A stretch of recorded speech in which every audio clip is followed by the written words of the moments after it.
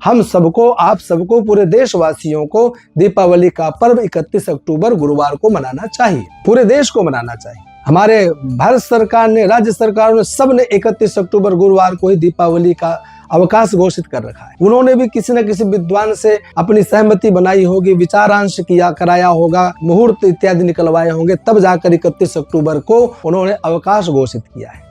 जो लोगों का मत है कि 1 नवंबर शुक्रवार को दीपावली का पर्व मनाएं, उनके बारे में भी, और 31 अक्टूबर गुरुवार को दीपावली का मनाने के लिए कहने वालों, उनके लिए भी मेरा अपना स्वयं का जो विचार है वह यह है कि कुछ प्रमाण ऐसे दिए जा रहे हैं, जैसे धर्म सिंधु, निर्णय सिंधु के कुछ प्रमाण उद्धृत किए गए।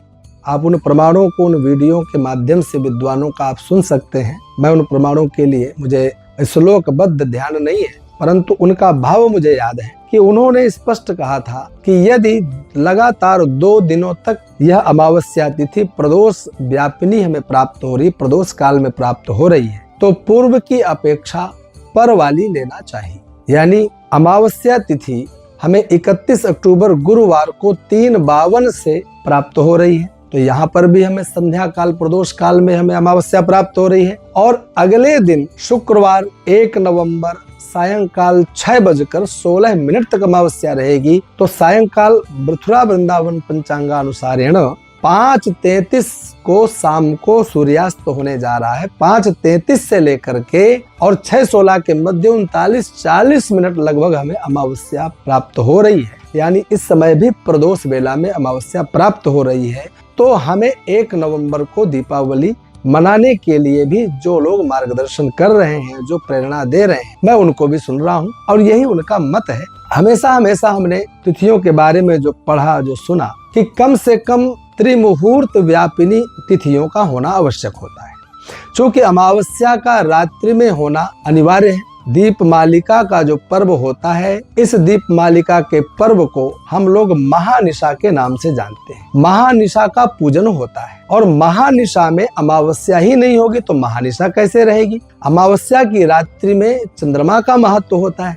चंद्रमा है तभी हम उसे महानिशा कहते हैं, महारात्रि कहते हैं। अब रात्रि में जब अमावस्या नहीं रहेगी तो हम उसे महानिशा के रूप में कैसे स्वीकार करेंगे।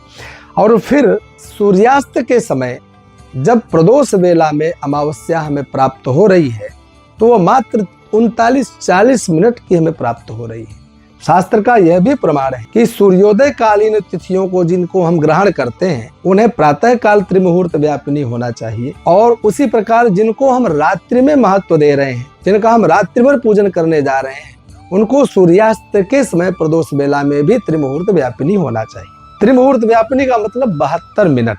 और यहाँ आप देखेंगे तो सूर्यास्त मथुरा सूर्योदय के अनुसार सूर्यास्त जो है 5:33 संध्या काल में हो रहा है और 6:16 तक अमावस्या है। लगभग 39-40 का यह जो समय है, यह त्रिमुहूर्त हमें यहाँ प्राप्त नहीं हो रहे हैं। 72 मिनट हमें प्राप्त नहीं हो रहे हैं। तो फिर ये पूर्व और पर वाली बात, निर्णय सिंधु और धर्म सिंधु की बात को ही हम क्यों स्वीकार करें। अच्छा, कुछ लोगों का मत है कि याम तिथिम समनुप्राप्य उदयो याति भास्करः सा तिथि सकलाज्ञेया स्नान दान व्रतादिषु। यह काल माधव का श्लोक भी मैंने सुना। तो इस श्लोक का संदर्भ मतलब इतना ही है कि जो तिथि सूर्योदय काल में हमें प्राप्त हो रही हो, उस तिथि का दिन भर मान होता है। किसके लिए मान होता है, यह मुख्य और यह इंपॉर्टेंट बात है। वहां स्पष्ट लिखा है स्नान दान व्रतादिषु। अच्छा, यहाँ पर स्नान का, दान का और व्रत करने का, उपवास करने का, यहाँ ये 3 चीजें बताई गई कि जो तिथि सूर्योदय काल में हमें प्राप्त हो रही है उस तिथि का मान दिन भर हमें प्राप्त होगा। किसके लिए, स्नान के लिए, दान के लिए, व्रत के लिए, लेकिन पूजन के लिए नहीं। यहाँ यह भी लिखा जा सकता था, ऐसा नहीं, छंदो भंग नहीं हो सकता था, स्नानार्चन व्रतादिषु। यहाँ पर लिखा जा सकता था स्नान के लिए, अर्चन के लिए, व्रत के लिए, लेकिन यहाँ स्पष्टतया लिखा गया स्नान दान व्रतादिषु। अब कुछ लोग कहेंगे कि मैं जो 31 अक्टूबर के लिए आप लोगों को दीपावली मनाने के लिए प्रेरित कर रहा हूँ, जो मैं बोल रहा हूँ, कहेंगे दुराग्रह ग्रसित व्यक्ति है। लेकिन दुराग्रह वाला विषय यहाँ नहीं है। मैं सिर्फ ये निवेदन करना चाहता हूँ कि जब संध्या काल में 6:16 तक ही हमें तिथि प्राप्त हो रही है। तो हम इस तिथि में केवल 40 मिनट के इस मुहूर्त में, जिसे 3 मुहूर्त का हमें मुहूर्त नहीं प्राप्त हो रहा है, तो हम 1 नवंबर शुक्रवार को दीपावली का पर्व क्यों मनाएं? और यहाँ पर शाम को 31 अक्टूबर गुरुवार को 3:52 पर ही अमावस्या लग जाएगी। 3 मुहूर्त से भी अधिक प्रदोष काल में और पूरी रात्रि अमावस्या का संचार रहेगा, पूरी रात्रि अमावस्या रहेगी। तो हम 31 अक्टूबर गुरुवार को अमावस्या यानी दीपावली का पर्व क्यों ना मनाएं? केवल उन बातों को लेकर के। शीघ्रबोध का एक श्लोक है, दीपोत्सवस्य वेलायाम प्रतिपद दृश्यते यदि सा तिथिर्विबुधैस्त्याज्या यथा नारी रजस्वला। यहाँ स्पष्ट निर्देश है शीघ्रबोध में, यह लिखा है कि यदि दीपोत्सव दीपावली के समय यदि आप दीप जलाने जा रहे हैं और उस समय अमावस्या के पश्चात तत्काल प्रतिपदा तिथि प्राप्त हो रही हो, तो उस तिथि को हमें तत्काल त्याग देना चाहिए। कैसे? जैसे रजस्वला स्त्री सब कुछ त्याग करके बैठती है, उसी प्रकार से हमें भी अमावस्या के पश्चात जो दीपावली में प्रतिपदा तिथि आ रही हो, उस तिथि का हमें त्याग कर देना चाहिए। अब मैंने यह भी पढ़ा था कि कुछ लोग इसके लिए जवाब भी विद्वानों ने दिया कि ये साधारण ग्रंथों को लेकर के आप निर्णय सिंधु धर्म सिंधु के उन प्रमाणों को असिद्ध नहीं कर सकते।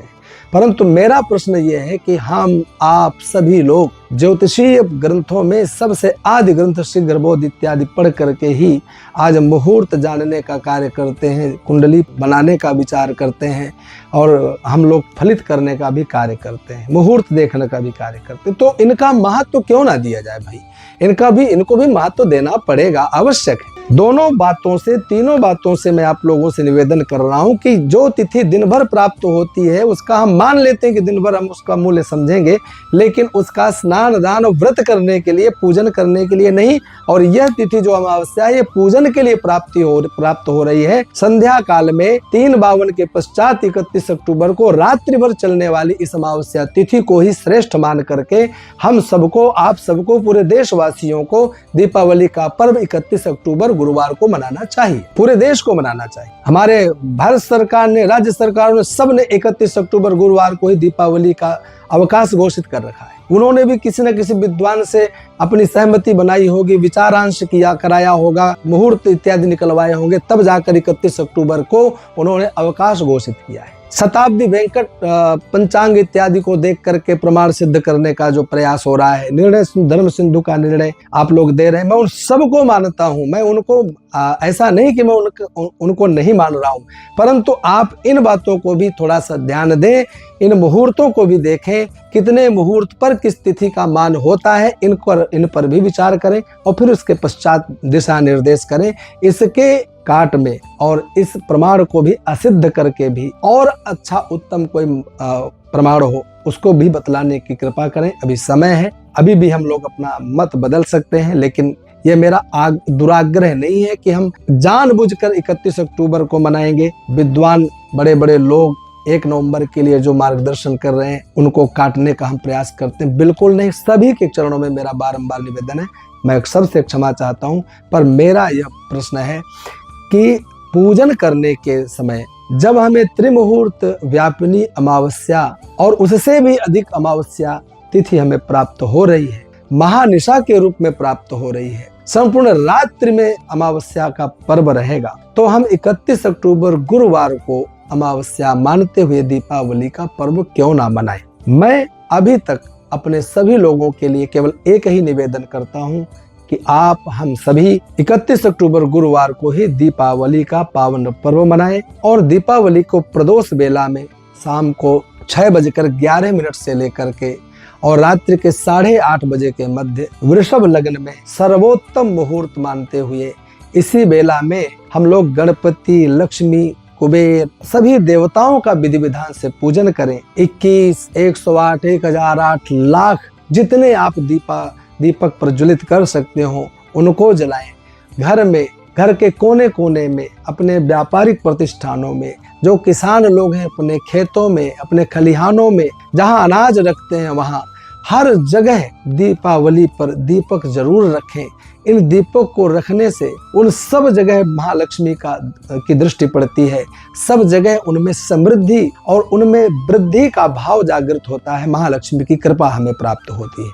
तो यह हमें विशेष ध्यान रखना है कि दीपावली की रात्रि में हम लोग महालक्ष्मी को प्रसन्न करने के लिए, स्थिर लक्ष्मी प्राप्त करने के लिए इस वृषभ लग्न स्थिर लग्न में 6:11 से 8:30 बजे के मध्य गुरुवार 31 अक्टूबर की शाम को हम महालक्ष्मी को प्रसन्न करने वाले गणेश भगवान, माता लक्ष्मी, कुबेर देवता का पूजन करें, पितृ देवताओं का भी इस दिन अर्चन पूजन करें, उनको भी प्रसन्न करने का कार्य करें और संपूर्ण रात्रि आप लोग एक दूसरे का अभिवादन करते हुए, मिलते जुलते, सभी को प्रणाम करते हुए और आनंद पूर्वक पूरी दीपावली को हर्षोल्लास से मनाएं। दूसरी बात, दीपावली को केवल मिलने मिलाने तक ही पटाखे फोड़ने पर ही सीमित नहीं रख देना।